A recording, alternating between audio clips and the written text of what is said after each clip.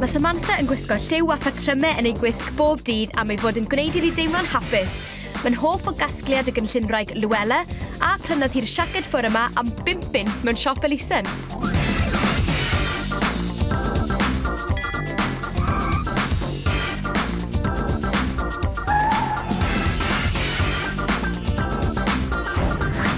Mae Alison yn gosod stamp bersonol ei hun ar ei gwisg drwy wisgo corsage blodyn bob dydd. Mae hyn yn ffordd hawdd o ychwanegu lliw at wisg ac mae pawb yn adnabod ei steil oherwydd y blodyn.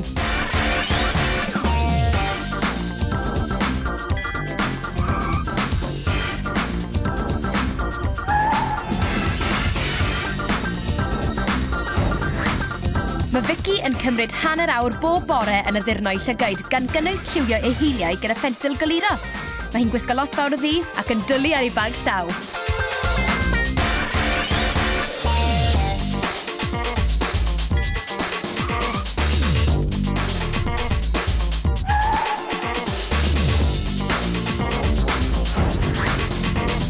Credwch neu beidio, mae Vicky yn casáu siopa.